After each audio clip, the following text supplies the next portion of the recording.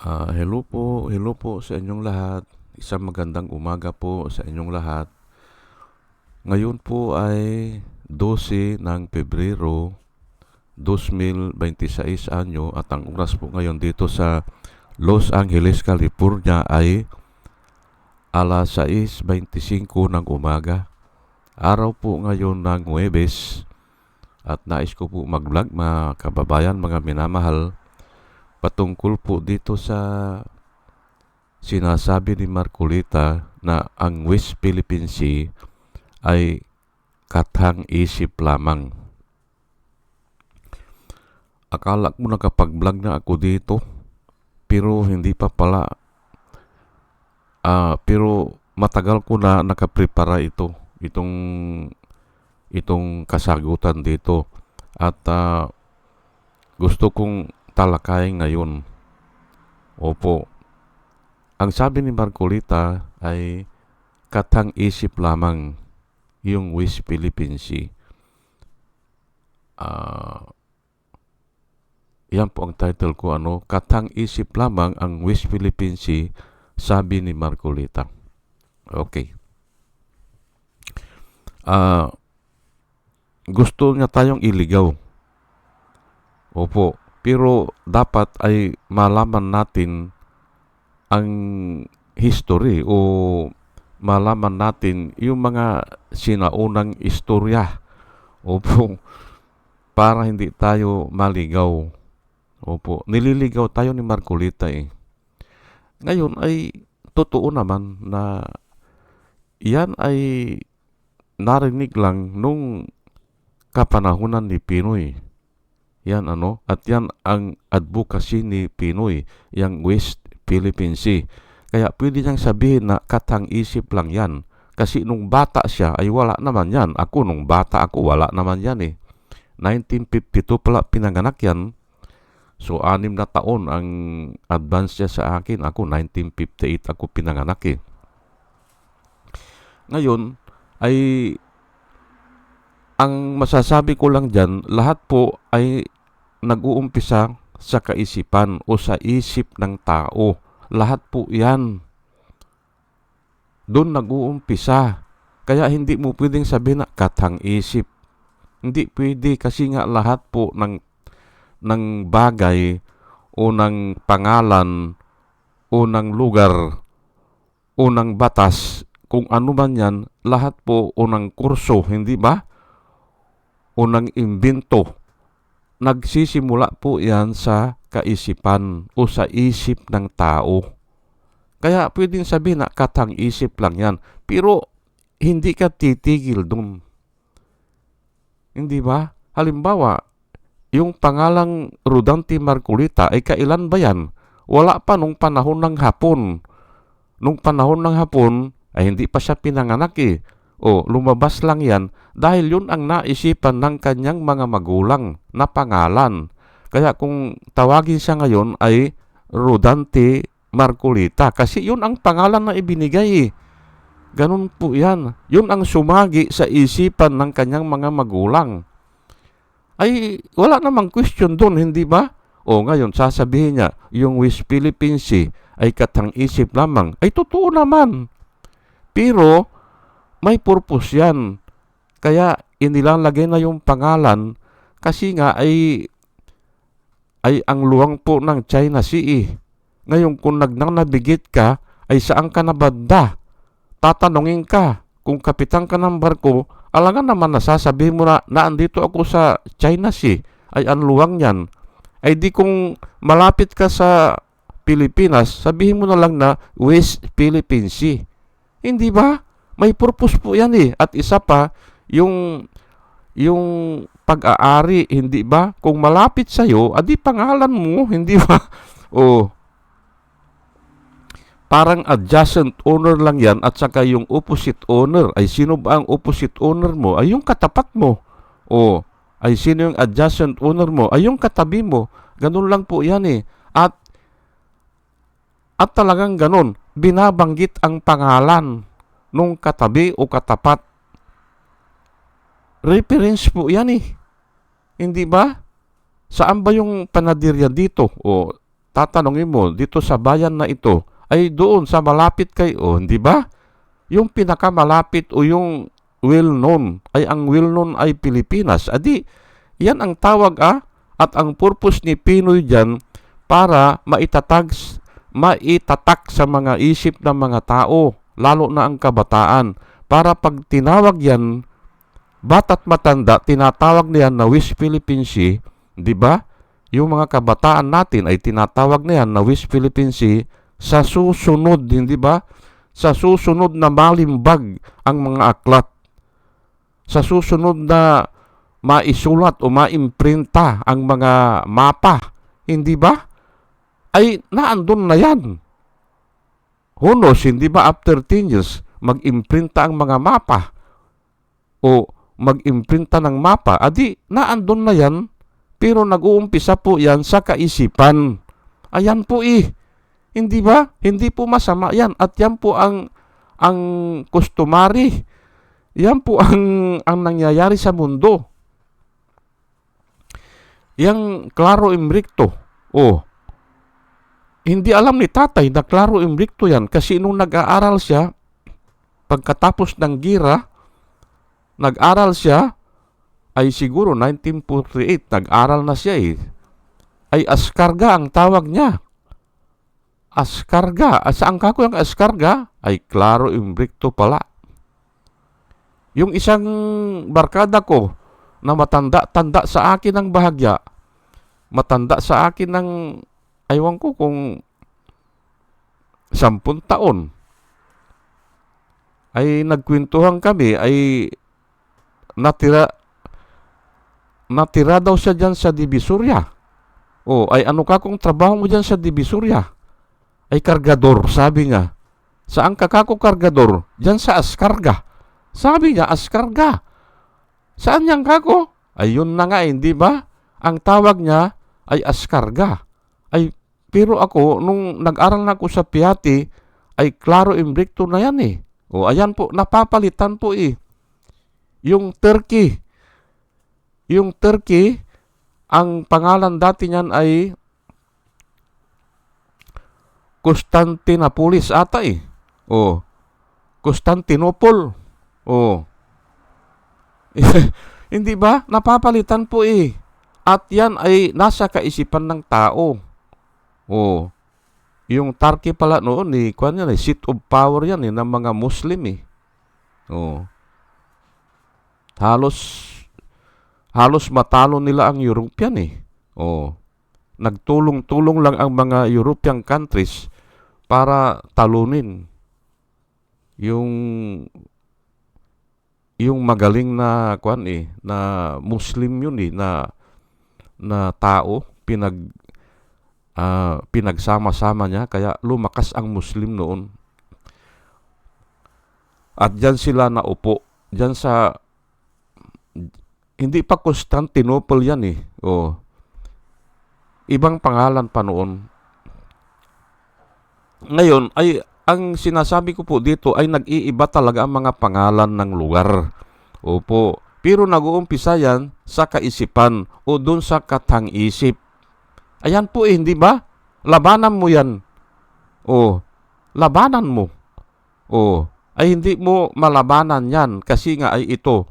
Bibigyan ko po kayo ng Bible verse na kung saan ay si Jesus Christ, hindi naman alam ang pangalan ni Jesus Christ noon Nung hinulaan, nung sinasabi sa Biblia, ang daming sinasabi, pero walang sinabi na pangalan. Ayan po. Ay di, basahin po natin para maintindihan po natin. Isaiah 9:6. For unto us a child is born, unto us a son is given, and the government will be upon his shoulders. And he will be called Wonderful Counselor, Mighty God, Everlasting Father, Prince of Peace. Ayan po Kung tatawagin siya ay, ayan, Wonderful Counselor, Mighty God, Everlasting Father, Prince of Peace. Tawag lang, hindi ba? Pero ano ang pangalan? Wala pa hindi pa na-introduce Ang sinabi lang ay isisilang ang isang lalaki, ah, ang isang bata. Sabi niya, for unto us a child is born, unto us a son is given. Yun, ibibigay ang isang anak na lalaki. Hindi ba? At yung pa yung sa ibang hula, ay alam nyo naman ito eh. Yung sa ibang hula, a virgin shall conceive and bear a son. Hindi ba? Pero wala pa dun ang pangalan. Hindi ba? Ibinigay lang ang pangalan ay dito na kay Joseph. Yung tatay niya o yung tatay-tatayan niya ibinigay ng anghel. Ito po, Matthew 1:21, she will give birth to a son. Si Virgin Mary nga ito, she will give birth to a son and you are to give him the name Jesus. Ayan po, hindi ba? Ay ilang daan taon na yan nung kay Isaiah. Hindi ba? At may nauna pa dyan ng mga hula, hindi ba? Ay ngayon lang ibinigay yung pangalan. May problema ba dyan? Wala. Hindi ba? Ang pangalang Jesus, hindi ba? Ay bakit ito si Marcolita sasabihin niya, katang-isip lamang? Ay, ayan na nga po eh. Dahil yun ang nasa kaisipan siguro ng Diyos Ama na kung tatawagin ang anak niya ay Jesus. Ayan po, hindi ba? Anong ikukumpin mo dyan? Bakit ang West Philippine Sea ayaw mong tawagin na West Philippine Sea at gusto mo China Sea? Ay pumasok na sa isipan ni Pinoy na dapat tawagin na natin na West Philippine Sea. At saka sa navigation po, usually, kung naglo-locate ka ng bearing mo o yung coordinate mo, yung coordinate, pinakamalapit na bansa ang tinutukoy mo para hindi maligaw yung naghahanap. Halimbawa, barko, hindi ba? Ay sinasalanta na ng bagyo. Ay saan ka ba? Ay alangan naman nasasabihin mo na andito ako sa China Sea. Ay ang layo ng China. Kaya kung malapit ka sa Palawan o sa Zambales o sa Ilocos, ay naandito po ako sa West Philippine Sea. Hindi ba? Madali nang hanapin. Ganun po yan eh. May mga purpose po kasi yan eh. Kaya nag-iiba ang mga pangalan. Aywan ko ba ito si Marcolita? Bakit sinabi pa niya, nakatang-isip lamang. Ay talaga po, doon nag-uumpisa lahat eh. Yung nga pangalan mo yung Rodante Marcolita ay ibinigay yan ng iyong magulang eh. Kaya nadiscover yan. Hindi ba? O nahayag yan. Sinabi kay Joseph na ang pangalan ng anak na isisilang ay ni Maria ay tawagin mo na Jesus. Ayan po, hindi ba? May problema ba doon? Wala. Ay kasi nga yun talaga eh. Yun talagang ang mga nangyayari nag-uumpisa sa kaisipan. Sige, sa Hebrew 11 verse 3. Pero ito po, itong verse na ito, napakarami po nito. Napakarami, lalo na dun sa Genesis. Pero nirepeat lang dito sa Hebrew. Okay, basahin ko lang po para malaman natin na lahat ay nanggagaling sa kaisipan. Tapos sinasambit, tapos yun na, nagkaroon na. Ito po para maintindihan natin. By faith, we understand that the worlds were framed by the word of God, so that the things which are seen were not made of things which are visible or which are seen. Yun po ang nakasulat dyan. By faith, we understand, naiintindihan natin na itong mundo o itong buong mundo, yung universe o kalangitan, lahat yan were framed, yan ay natatag dahil sa pamamagitan ng salita ng Diyos. Ayan po, out of nothing, sabi niya, He spoke the word and came into being. Yan po. Hindi ba? Ay bakit si Marcolita ayaw mong tawagin na West Philippine Sea dyan? ay ang mga Pilipino gusto nang tawagin yan ng West Philippine Sea. Bakit ikaw ayaw mo? China ka ba? O Chinese ka ba? O, ayan po hindi ba? Tapos, aangal-angal kayo kung tatawagin kayo na Chinator, hindi ba? O, dapat tawagin kayo ng Chinator. O, ako payag ako dyan para ma-distinguish kayo. Hindi ba? Pero ang nilalakad ko po dito, lahat po ay nanggagaling sa kaisipan. Pati nga itong buong mundo Pati tayo nga alabok tayo, hindi ba? Ay saan ba tayo kinuha? Sa alabok. O ay yung alabok, wala pa yan O, sinabi lang ng Panginoon na magkaroon yan. O, pero naandun na yun sa kaisipan niya. Pati nga si Jesus Christ O, naandun na yun sa kaisipan niya. Kaya nga, doon nang gagaling doon sa kaisipan ng tao. O, ay bakit ang sinasabi ni Marcolita ay katang-isip lamang ay totoo po yan. Pero hindi bawal yan. At yun ang nangyayari. O, mag-asawa ka, hindi ba? Ay bakit mag-aasawa ka? Ay naandun sa isipan mo yan Kukuha ka ng kursong engineering o abogasya o kursong accountant, hindi ba? Ay bakit? Ay saan nag-umpisa? Doon sa kaisipan mo. Hindi ba? Ganun po yan. Gagaling po lang lahat sa kaisipan. O, alaga naman na basta na lang na susulput yan. Hindi po ganun. O, ang pangalang Pilipinas o Philippines ay saan po nanggaling yan? Ay alam nyo naman ang istorya, hindi ba? O, na-discover tayo, pero naandyan na yung mga pulo natin o ang mga landmark dyan, ay pero wala pang pangalan Kaya nilagyan ng Kastila ng pangalan. Hindi ba? Naandun sa kaisipan niya, o ipangalan na kay King Philip. Hindi ba? Kaya Philippines. Hindi ba? Kasi yun ang nag-commission ng yung ano ba yun? Yung maglalayag sila although na Portuguese pero hindi siya pinayagan kasi magastos. Ayaw ng Portuguese, ay pinayagan siya ng nag-commission ang Espanyol, na makapangyarihan noon ang Espanyol. Doon siya kumuha ng barko. Ano bang tawag doon? Exploration. Ayan po ang tawag doon, So, by faith, we understand that the worlds were framed by the word of God.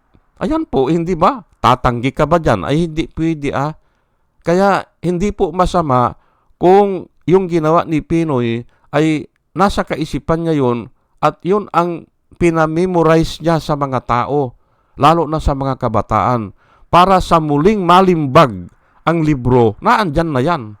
Hindi ba? Ngayon nga, naandyan na yan Ginagamit na po ng Google din ang West Philippine Sea. Hindi ba? Ay lalo na ang mapa after 5 years, after 15 years. At pabor po yan sa atin.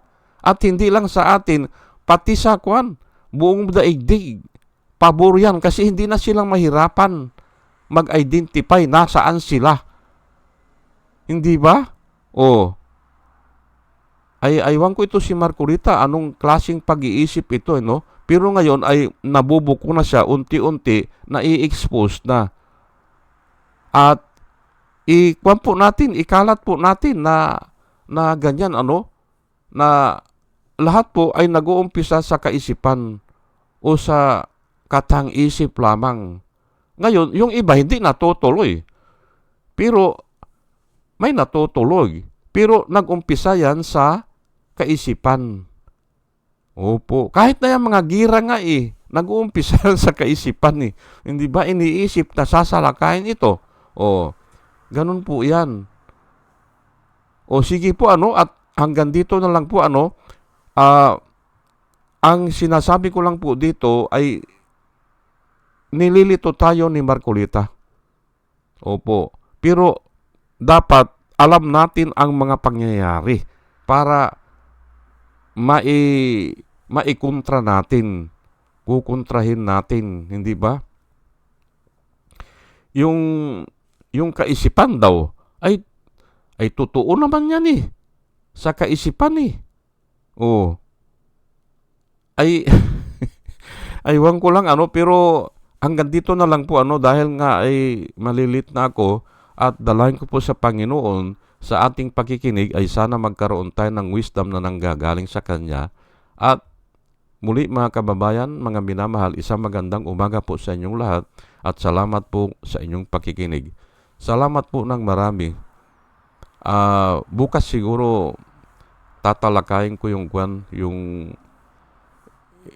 dito rin bakit ito si Marcolita ay nagkuan siya nagbago siya ng pananaw hindi ba? O nagbago siya ng sinasabi. Hindi daw niya sinasabi na i-give up na ang kalayaan.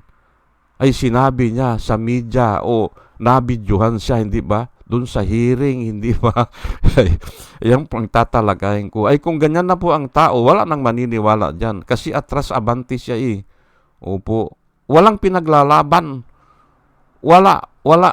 Aywan ko lang, baka pira-pira lang yan Kasi hindi niya ba ipaliwanag ngayon Bakit gusto niya yon? Bakit yun ang pinaglalaban niya? Yan po ang tatalakayin ko. Biblia po ang gagamitin ko bukas. O sige po, hanggang dito na lang po at salamat po sa inyong pakikinig. Salamat po ng marami. Salamat po.